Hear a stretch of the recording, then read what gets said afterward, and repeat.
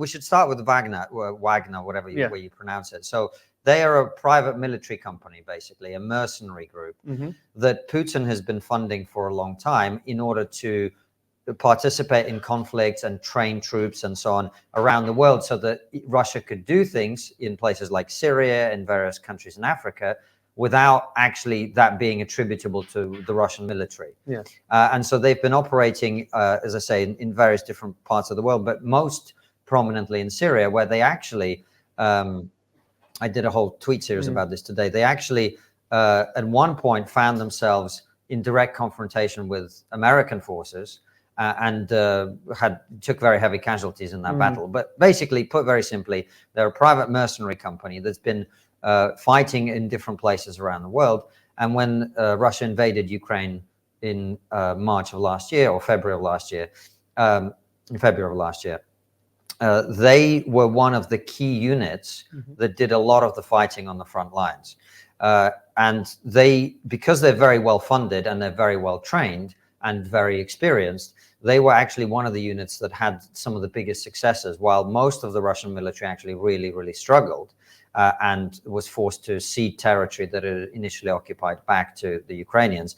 The Wagner Group is one of the units that's been very successful for a number of reasons. One of them is they're not subject to various rules of war and regulations, and so they've been able to use very brutal tactics. So the other, we'll get back to that in a second, but the other reason is they had, for a long time, they were able to recruit convicts. And Evgeny Prigozhin, who's the head of this group, he is actually an ex-convict himself.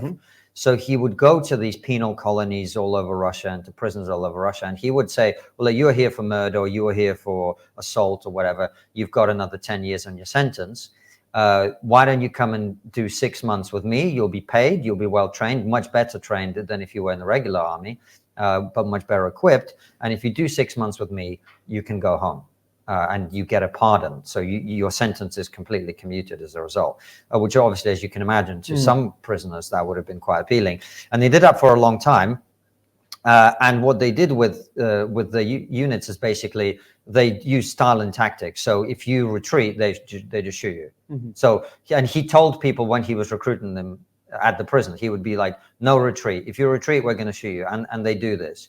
They're one of the things they're known for is they execute defectors or anyone who surrenders and then says anything bad about them by smashing their head in with a sledgehammer live on camera. And they published several of these episodes. So very brutal, very professional.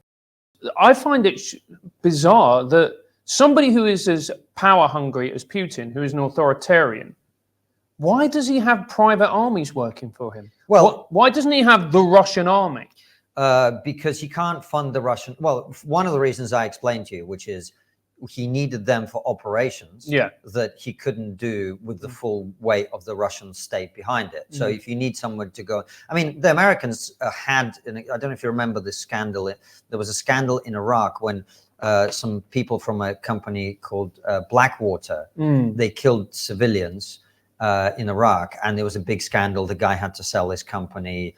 They changed the name, blah, blah, blah, blah, blah. But basically, a lot of big countries around the world have been experimenting with this model where you have armed mercenaries that are acting under your direct control, but they're not directly attributable to you. So, for example, I'm not saying this is exactly why Putin would have wanted it, but remember at the beginning I mentioned how so to give you a very brief rundown, in Syria, the Americans and the Russians actually coordinated their movements, even though they were on the opposite sides of that war, because Russia backed Assad and obviously the Americans didn't. But the last thing they wanted was for like Americans accidentally to be fighting Russians, and before you know it, you're in World War III. Okay. Yeah. So in this battle that I told you about, I wish I could remember the name now. But I did a series of tweets in which I mentioned it today. The Americans said, we're about to engage this Syrian unit. Are there any Russian soldiers attached to it? And the Russians were like, no. And the Americans were cool, so we'll take care of it then. And they killed somewhere, I think, between 200 and 400 Wagner mercenaries because the Russians basically said, well, these are not our guys, right? So that's obviously the downside of plausible deniability of these people being attached to the Russian military. But essentially what it allows you to do is act in ways around the world that you couldn't act as a state, because it would be too much of a transgression for you to do so, or there would be too much bad press or bad publicity.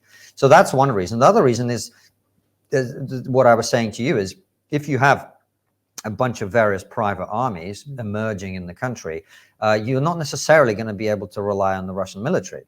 All right. What if the Russian military becomes mutinous for some reason? You want a force, or a set of forces in Putin's case, that you control, that you can use to defend yourself, to assert your authority, and so on. And Prigozhin was known as Putin's chef. He was actually a guy who owned restaurants, and like, he was very closely connected with Putin, apparently, until recently. So don't know what's going on there. Nobody does. And the third thing is, I mean, this is an elite unit.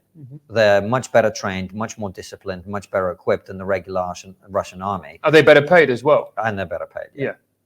Because that was that was one of the criticisms with the Russian armies, that the pay was awful. They weren't properly trained.